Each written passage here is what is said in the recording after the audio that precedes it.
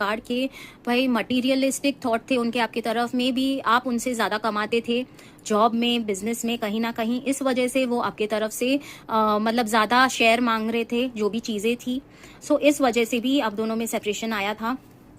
देखिए जस्टिस का कार्ड आया है, जस्टिस आपके साथ होने वाला है, आप टेंशन मत लीजिए। जो भी चीज़ें आपने गो थ्रू की है अभी तक, ओके, उनके थ्रू वो सारी चीज़ें जस्टिस में कन्वर्ट होगी और आपके पार्टनर के भी थॉट्स चेंज होंगे जस्टिस के कारण।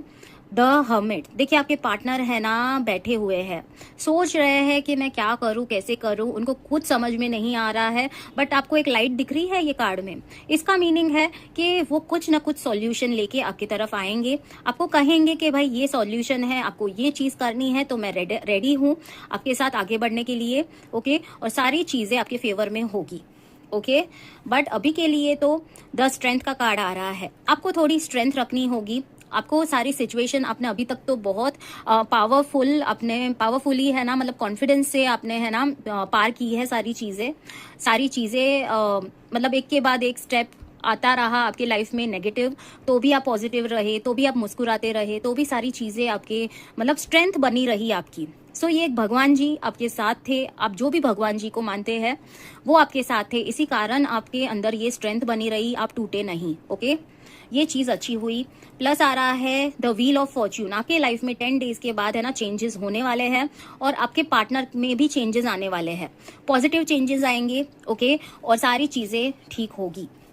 8 ऑफ कप्स आया है, इसका मीनिंग है वो है ना पहले ऐसे सोच रहे थे कि बहुत सारी चीज़ें नेगेटिव हो रही है, तो मैं आगे चला जाता हूँ, आगे मूव करता हूँ या करती हूँ, देखता हूँ कि आगे क्या है मेरे लिए, अंधेरा है तो भी मैं उजाला ढूंढूंगा, मैं सारी चीज़ें ठीक करूंगा या करूंगी। मतलब वो आपके साथ नहीं आने का सोच रहे थे, उल्टा वो मूव ऑन का सोच रहे थे, बट वो ऐसे ही चले जाना चाह रहे थे, बट वो वापस आएंगे, मैजिक होगा, ओके। व्हील ऑफ फॉर्च्यून घूमेगा, तुरंत ही सारी चीजें ठीक होगी। किंग ऑफ स्वॉर्ड्स आया है, वो है ना जो, और मुझे तो ऐसा लग रहा है कि नेगेटिविटी ज़्यादा थी उनके अंदर, बिकॉज किसी ने उन पे ब्लैक मैजिक किया था और आपके रिलेशनशिप को ख़राब करना चाहा था। मे भी उनके पेरेंट्स हो सकते हैं, थर्ड पार्टी कोई ना कोई दूसरी हो सकती है, फ्रेंड्स हो सकते हैं जिन्होंने उनके कान भरे, बट कोई ना कोई था या थी जिन्होंने उनके ऊपर ब्लैक मैजिक किया ताकि आप दोनों की लाइफ है ना तहस नहस हो जाए, ओके। आप दोनों की लाइफ ऐसी हो जाए कि वापस से रियूनियन हो ना पाए, वापस से आप दोनों एक दूसरे के साथ ना आ पाए, ऐसी ब्लैक मैजिक की चीज़ की गई थी, ओके। बट सारी चीज़ें 10 डेज में ठीक हो रही है, सारी चीज़ें आपके लाइफ में ठीक हो रही है, उनके लाइफ में ठीक हो रही है और पॉजिटिविटी आ रही है। Claim this energies, thank you and take care.